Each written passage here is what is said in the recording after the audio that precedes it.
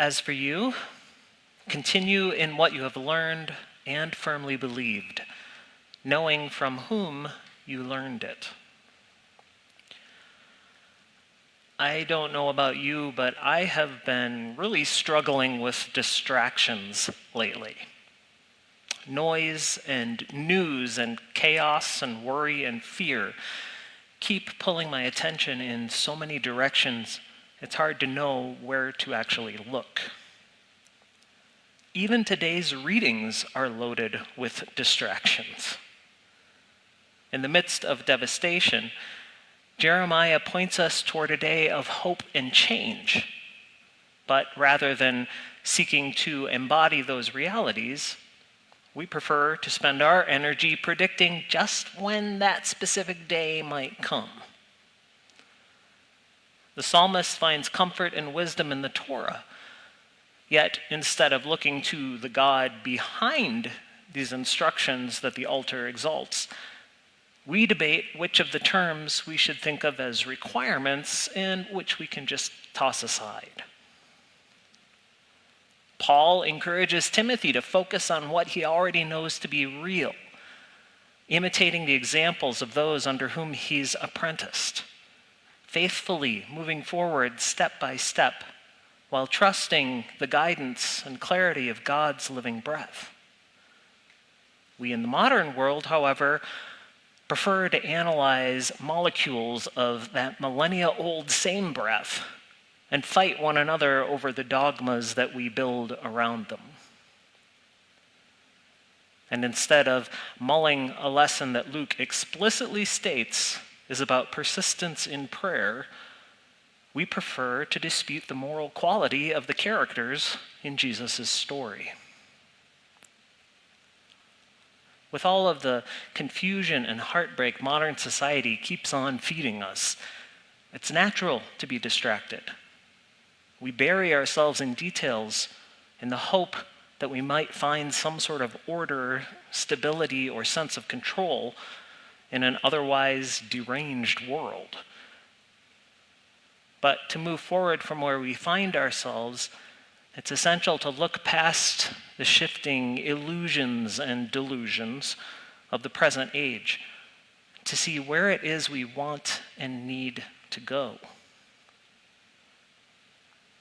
We need to turn our attention to the bigger picture. And one of the big picture elements of the Christian life is what we call discipleship. Now, it's important to understand what exactly a disciple is, because we think of education in terms of a modern classroom setting. We tend to imagine discipleship along the lines of a student at a desk, someone collecting information from a teacher and then appearing competent so long as they have decent recall. A good student busies themselves with gathering and memorizing information that may or may not be relevant to their individual life or interests, with the goal of passing a test that then garners some level of praise and allows them to move toward the next level of information processing. And while that might be what it takes to be a good student in the present, that method of learning has little to do with discipleship. For us, being a disciple looks far more like being an apprentice than simply an attentive pupil. Apprenticeship focuses on the practical, training a person to apply the knowledge they gather to their regular, everyday life, instead of simply learning about a particular topic. An apprentice studies by copying their teacher. They observe what the teacher does, ask questions about the whys and the hows of what they're seeing, and then train themselves to accomplish that same task in a competent manner. Through years of observation and practice, they continue to learn and grow in their field until they themselves eventually reach a level of skill or mastery that leads others to seek them out as a teacher. The difference is substantial. Our modern idea of being a student celebrates someone who can read about how a saw works and then clearly explain the theory behind friction and offset teeth. Apprenticeship, or discipleship, to use the New Testament term, honors the person who can cleanly and efficiently cut a board to the length and angle required for whatever function that wood needs to accomplish. When Jesus is telling the story of the unjust judge to his disciples, he isn't just giving them information about what prayer is or even necessarily how it works. He's showing them what they need to do when they pray, both to remain persistent and, like the widow, to pray through ongoing action. When Paul encourages Timothy to continue in the practices he learned and to which he vowed, he points to the human examples under whom Timothy trained. The psalmist expresses gratitude for God's words, not simply because the information made them look smart, but because of the practical value they've gained in how to live. Likewise, Jeremiah looks forward to a day when people no longer simply learn about God, but have practiced to embody God's actual nature and character to the point where kindness, generosity, and love have become habitual, or, as the text says, written on their hearts. All of us are apprentices. The question is, who or what are we imitating? From whom are we learning to live? Modern American Christianity, so-called, has at its heart minimal interest in actually following Jesus. We prefer to gather information about him and then congratulate ourselves as we file it away in our heads. We collect as many teachers as we can, provided they scratch our ears and tell us what we want to hear. We think of ourselves as devout servants for God, so long as we're able to impose our version of God's will on those around us. But when we do those things, who are we actually emulating? Under which teacher are we studying? Under whom do our actions demonstrate that we continue to study?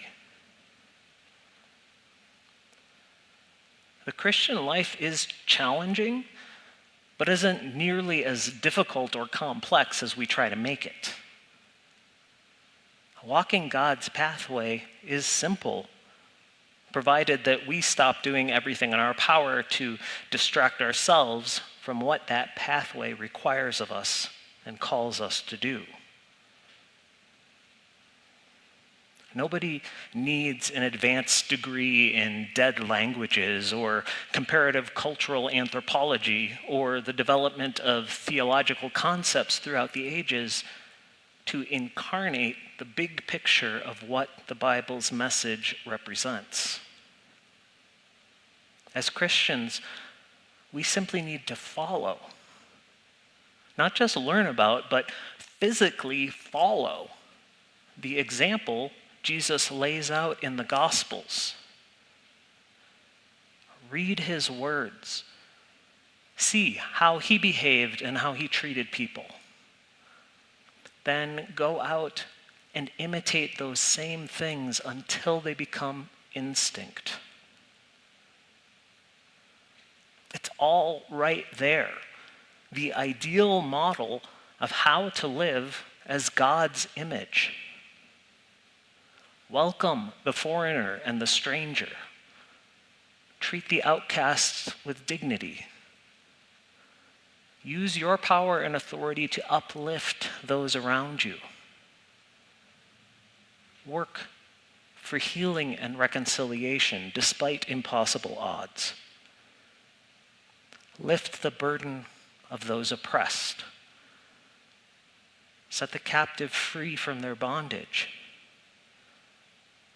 Proclaim the good news, not the lie that everyone has to maintain certain behaviors to continue to appease a vengeful and angry God, but the news that God, by nature, is good and generous and kind and loving and compassionate.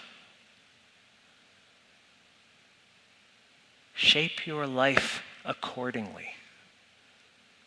Persist in prayer. Persist in doing good.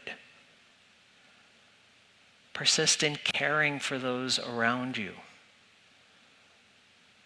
Persist in treating others with respect. Really, just persist in kindness. Jesus' example doesn't simply tell us, it shows us what is good and what the Lord requires of you. Only to do justice and love goodness and to walk modestly before your God.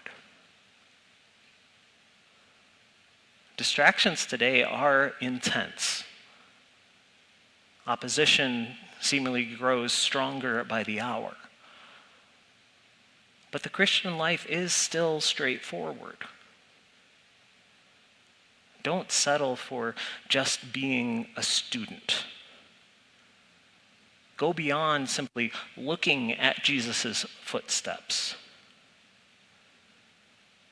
Measuring their length in the sand or counting the imprint of his toes isn't really all that important. Stepping into those footsteps is. So follow that actual path until you learn his stride and his movement. Walk in love. Move forward with mercy. Imitate our example. Practice like an apprentice.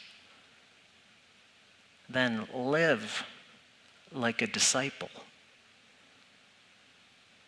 Abide by what you have apprenticed and vowed, recognizing alongside whom you apprenticed.